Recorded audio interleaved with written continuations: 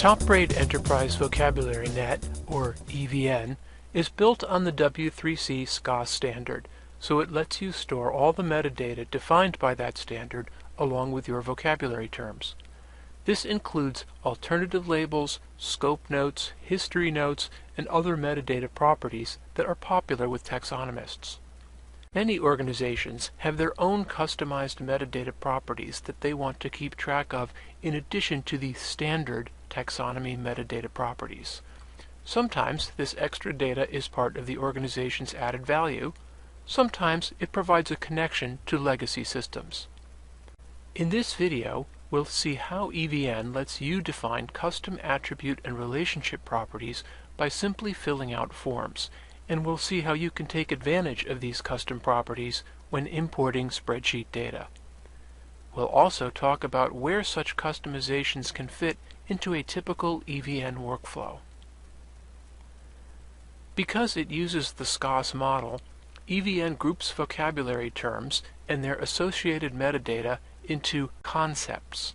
Here, we see the concept hierarchy for IPTC news codes, a news industry standard vocabulary included with EVN.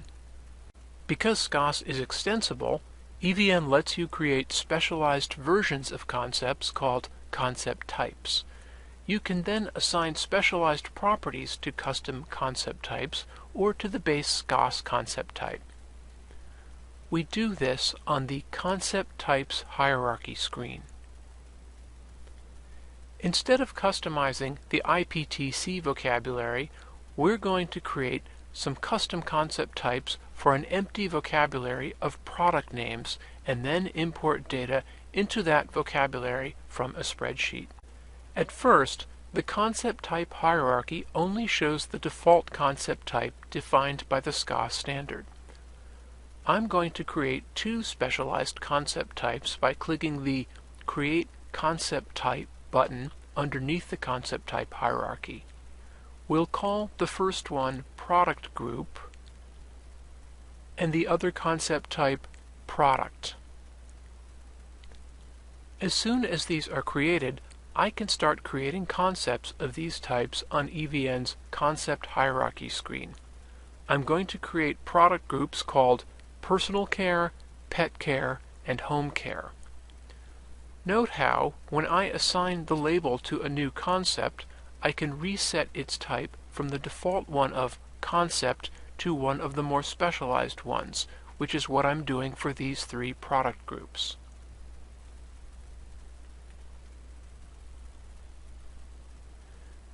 Back on the Concept Types hierarchy, we can customize our new concept types by giving them their own specialized properties.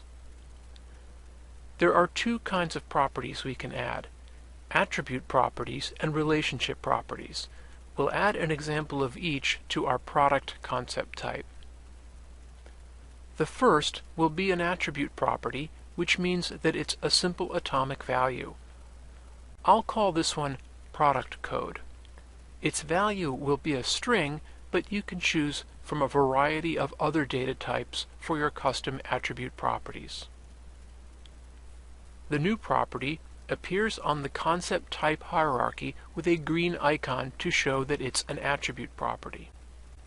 Our second custom property for the product concept type will be a relationship property, which lets you enter data about a concept's relationship with another concept. In the SCA standard, broader than and close match are examples of relationship properties because you use them to describe relationships between concepts. Because I created a concept type called product group, and I want to know which group each product belongs to, I'll create a property called group for the product concept type. Earlier, I specified that the range of possible values for the new product code attribute would be strings. For relationship properties, we can specify that the value must come from a particular concept type. I'm going to say that the value of a product's group property must come from the product group concept type, which currently means that it must be one of three values: personal care, pet care, or home care. This new property appears on the concept type hierarchy with a blue icon to show that it's a relationship property. Now that we've defined our custom concept types and properties, let's import some data that takes advantage of them. For each product, this spreadsheet has a name, an optional nickname, a product code, and an optional comment. To import the Spreadsheets data into EVN, I'll go to this vocabulary's main screen and select Import Concepts from Spreadsheet.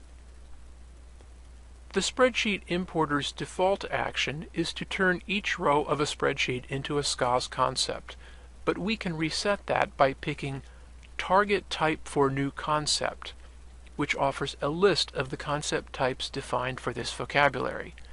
There, we can see the two that I defined earlier. To help you configure your import, the Spreadsheet Import Wizard reads in the first few rows of your spreadsheet and shows them at the bottom of the Select Spreadsheet Type screen so that you can compare it with several common patterns for representing vocabularies on a spreadsheet. The data in this spreadsheet is a flat list, not a hierarchy, so we'll pick pattern 6, no hierarchy. On the third and final screen of the Spreadsheet Import Wizard, we specify which spreadsheet columns should be stored using which properties. The choice of properties includes the most popular SCOS properties and any custom properties defined for the concept type that was chosen on the Spreadsheet Import Wizard's first screen. We can see product code as one of the choices here. For the other three spreadsheet columns, we can use standard SCOS properties, so I'll store the product name using SCOS's preferred label property, the nickname column values in the alt label property, and comment in the note property. After we finish the import, we can see that the spreadsheet data has been loaded into the concept hierarchy. When we edit any concept of a specialized type like the product concept type, we can see fields for its custom properties on the edit screen, whether they have values like product code here or don't like group. Because we specified the group property as having a range of product group, the form only lets us enter values from that concept type. Type Ahead lists valid values beginning with the letters you type, making it easier to enter valid values.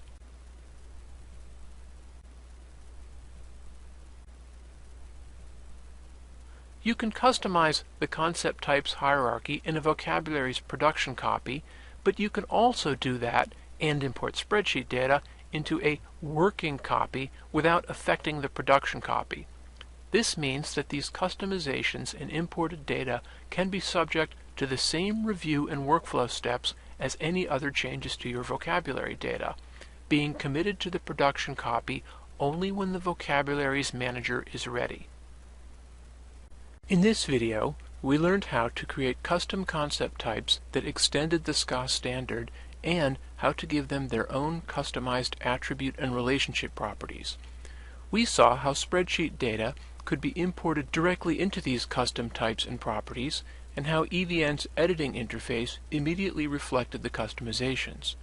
We also learned that these customizations don't have to be made directly to a production vocabulary, but can be made to a temporary working copy and put through your regular workflow steps.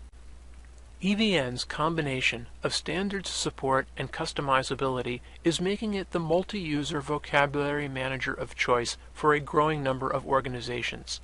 Let us know whether you'd like us to set up your own remote demo installation of EVN by contacting us at evn_demo@topquadrant.com.